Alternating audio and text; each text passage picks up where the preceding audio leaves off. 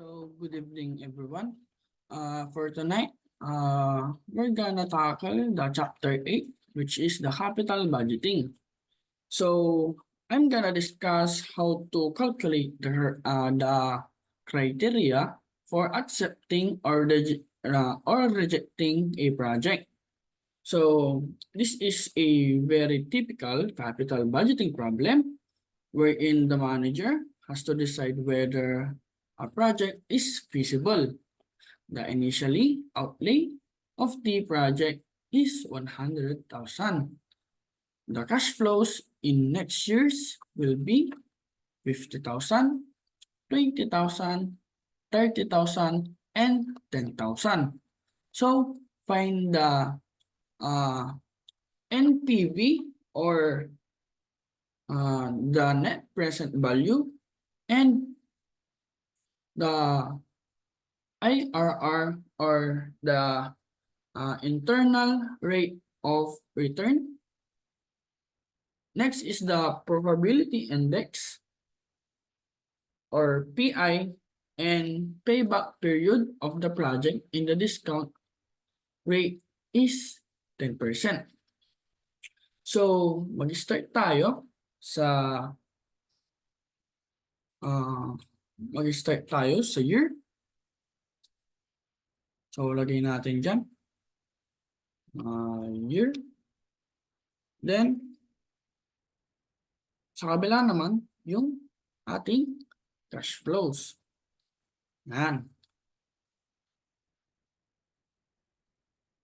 So, bold natin siya para mas magandang tignan. Yan. So, mag-start tayo sa 0, 0 year, then 1 year, or small letter,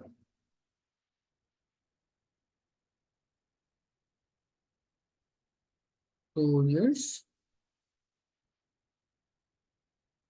3 years, and 4 years. So, next naman is, ang sabi dito, ang ating initial outlay project is 100,000. So, ilalagay natin dyan is negative 100,000. And for the first year is the 50,000. Next is the 20,000, 30, and 10,000. So this is the capital outlay of the project, itong 100,000. And itong 50,000 for first year, 20,000 for second year, 30,000 for third year or 3 years, and 10,000 for year 4. So firstly, we are going to calculate the NPV. So, lagay natin dyan is NPV or also known as the net present value. So, lagay natin dyan. Find sa taas niya. Lagay natin find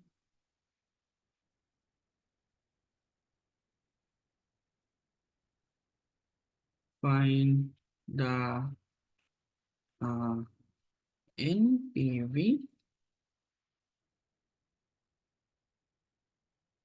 IRR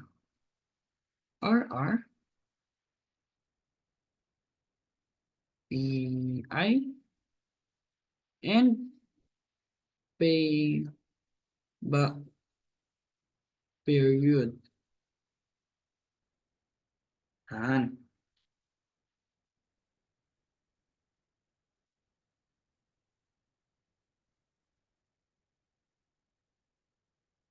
Yan, para mas madaling intindihin.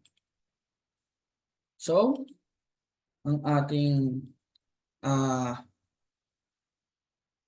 net present value is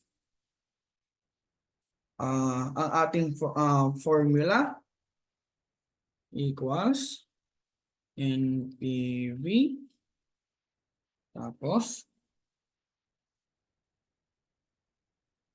tapos open maglagay tayo ng open bracket and then lagay natin yung rate, which is yung rate natin is 10%. And then ilagay natin yung year 1, 2 hanggang year 4. Tapos i-close natin yung bracket at saka mag-a-add tayo ng cash flows, which is yun yung negative or 100,000. Yan.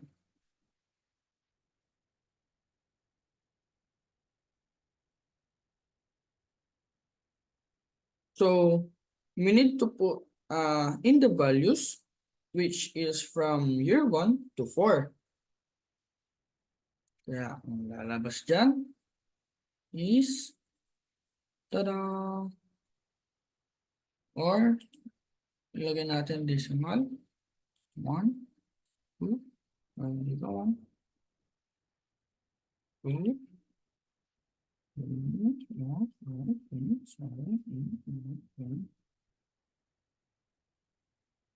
or pag hindi natin nakuha,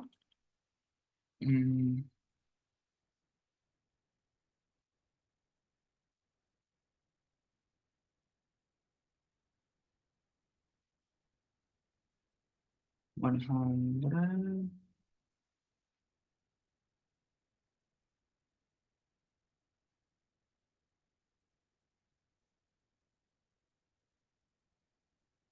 plus negative 400. Ayan. So, ang lumabas is negative 86.95.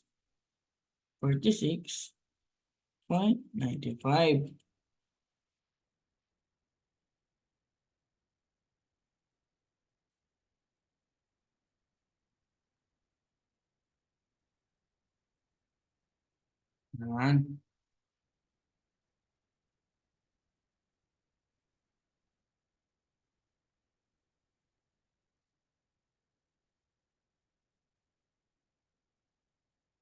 Yan. Yan ang ating net present value. Negative 8,646.95.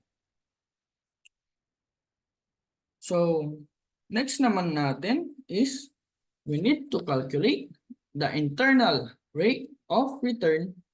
So, madali lang siya gawin, guys. Ilagay natin sa kayang-kayang ilagay sa Excel. Ang ilalagay natin is for the formula internal rate of return.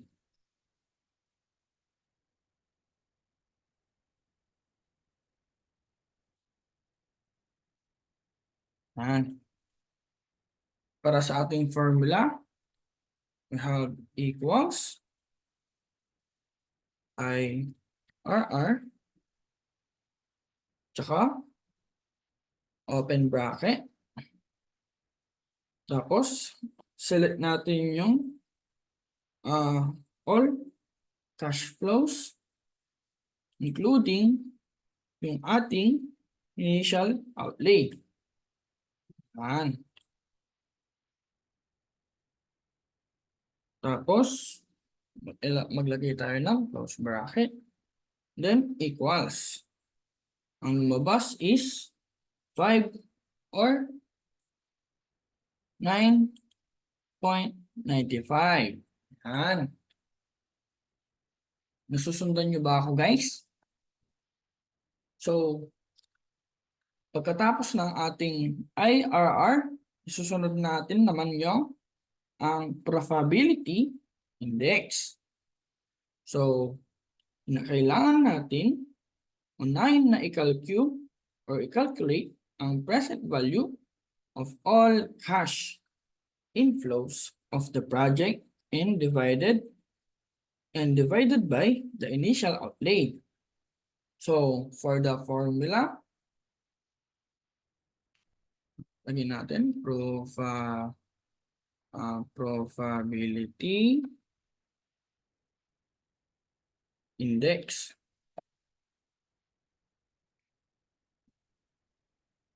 Yan. Tapos, ang ating formula is equals NPV, open parenthesis or open bracket, ang ating rate na 10%,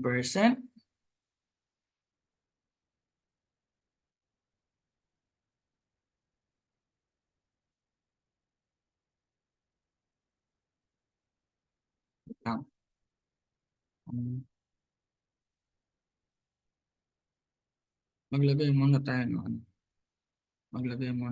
dyan ng rate. Lagyan muna natin dito para hindi natin makalimutan. Rate na 10%.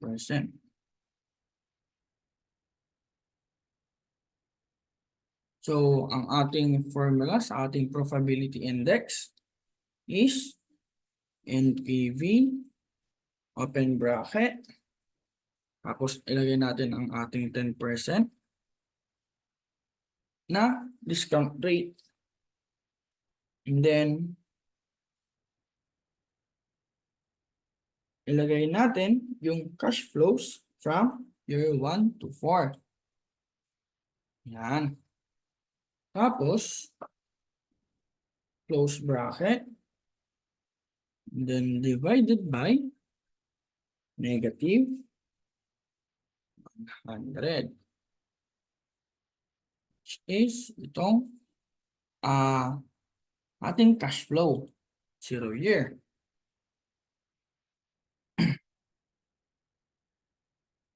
I-divide natin yung initial outlay as positive figure.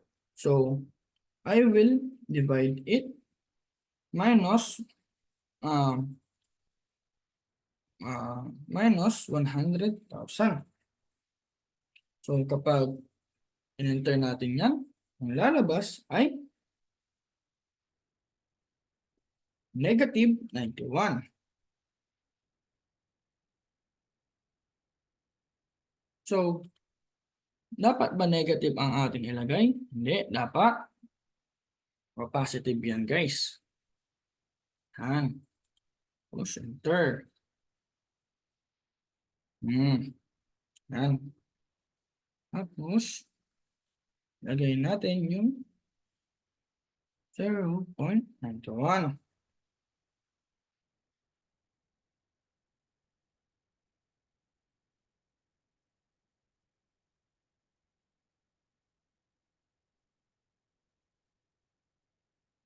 Next na gagawin natin is yung ating payback period. Payback period.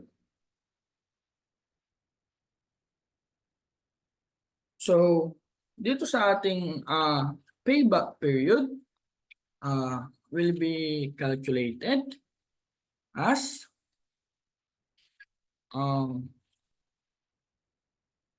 year in which the cumulative cash flows is less negative. Plus, maglalagay tayo ng open bracket and then minus cumulative cash flows divided by cash flows of next year. So, cumulative cash flow is 100,000. So, ang ilalagay natin is equals 100. Itong ating cash flow. Tapos, plus itong ating year 1. Tapos, ito total natin siya. Kaya lalabas ang 50. Tapos, ito na ibaba natin yan para lumabas ang mga sumusunod. Or, ang gawin natin guys is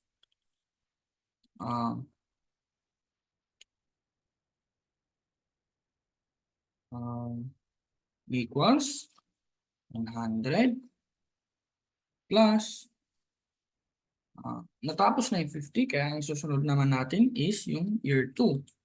Yan, kaya equals. Tama ba tayo guys? Hindi. Kasi dapat ima-minus pa natin itong year 1. Kaya gagawin natin minus 50. Kaya lalabas is 30. Ngayon, para lumabas yung dalawa pa, kailangan natin yan. Or maybe isa-isahin na lang natin para hindi tayo malito. Ilagay natin itong 100. Tapos mag-add tayo ng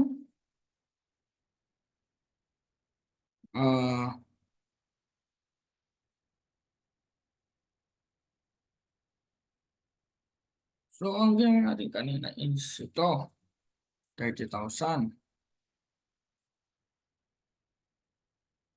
Ito ang lalabas 70 negative. Ngayon i-minus natin ang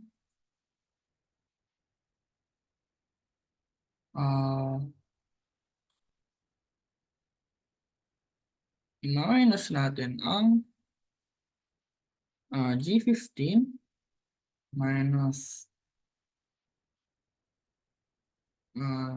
G14 minus G13. Ang lalabas dyan is ay hindi dapat siya minus guys kasi negative na ang ating cash flow, which is yung ating outlay. Kaya dapat yung iba dito is positive. Kasi dahil kailangan mag-zero balance yan ang ating year 3. Next na gagawin natin is ang ating year 4. So, teka lang guys. Ayan. So, dito sa ating year 4, ang gagawin natin is equals ito plus ito nandito tapos plus 10,000. So, equals.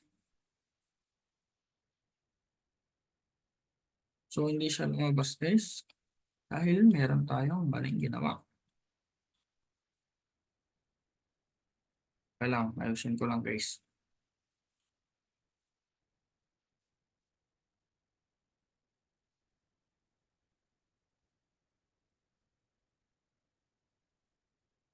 Equals 100 negative plus 10,000. Then, ima-minus natin ang ito. So, lalabas yan is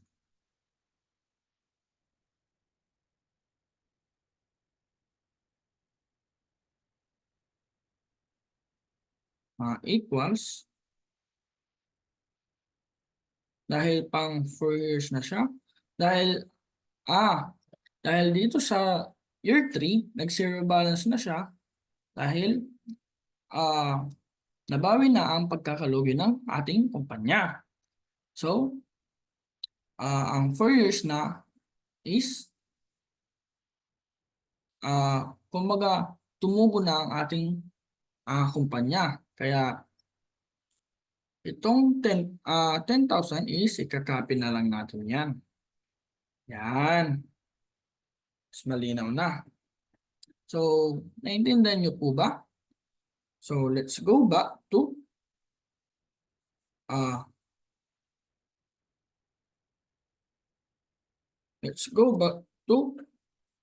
payback period.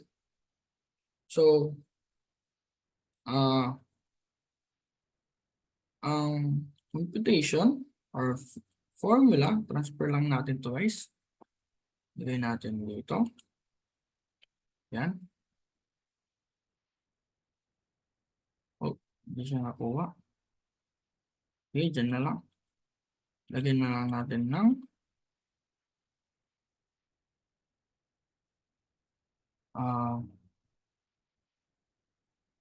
year 1,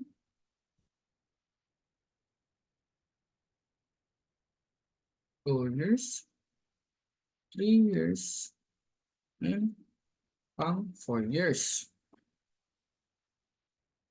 Ang formula ng ating payback period is equals to ng ating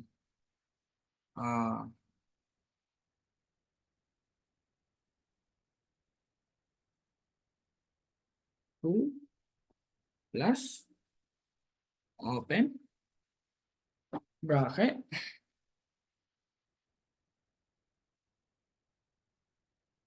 then ilagay natin itong negative 30,000 for pang year 2 and then i-divide natin sa 30,000 which is yung year 3 and then i-close natin yung bracket tapos so yung negative 30 na E23, yun yung ating cumulative cash flows. Tapos yung 30,000 naman na positive is yun yung ating cash flow. Ito natin ginawa. So, pag tinotal natin yan is merong lalabas na 1. Pero bakit?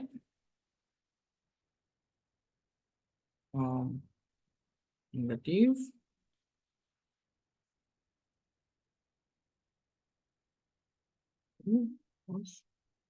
Positive dito. Yan. Kaya nakuha natin yung year 3 dahil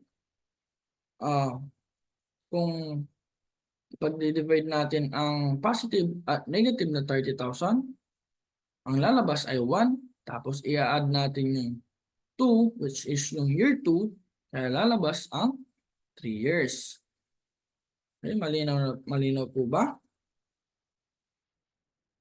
So, yan, kulayan natin siya guys. Yan.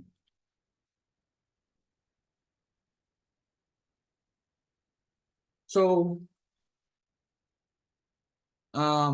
we can use or we can also see it from cumulative cash flows that in this year, in the 3rd year, so the cumulative cash flow or cash flows is 0.